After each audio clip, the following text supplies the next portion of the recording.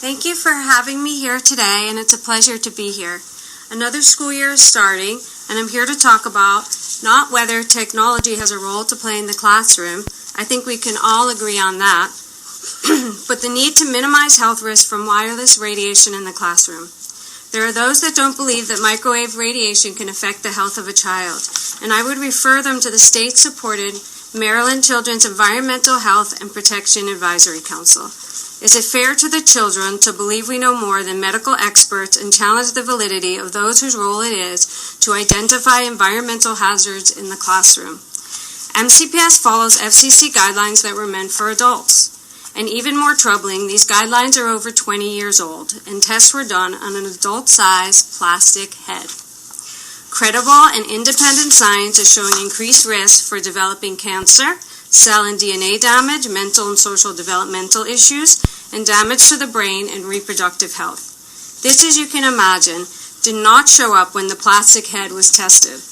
Children absorb 10 times more wireless radiation into their bone marrow than adults. Again, this will not show up on the plastic head, nor will the fact that kids are rapidly developing and because of this are at increased risk. Please don't let the health of MCPS children rest on testing done with a plastic head. We have over 160,000 kids sitting under routers and absorbing way more microwave radiation than they would in their homes with essentially no safety measures. A child a few years ago wore a dosimeter to one of the high schools, which shows you the radiation that the child is absorbing during the school day, and it showed that we have essentially created a man-made microwave oven.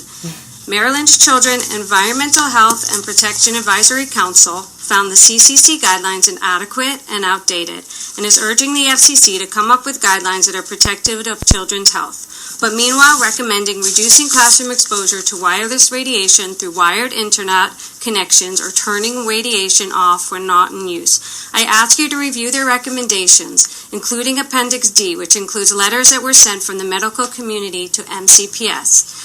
Read published research on both sides and share both sides with the parents, teachers, and staff, and see if they find the risk acceptable or prefer to take possible precautions. We can do better than this, and we must. Our children have an inherent right to go to school in a safe environment. As Dr. Sarah Starkey, who has studied the scientific evidence for possible biological effects of wireless technology for the past 11 years, said, harming children is wrong, no matter how economical, inconvenient, or difficult it is to make change. Thank you, and again, thanks for letting me speak today. Thank you, Ms. Simon. Ms. Vitale?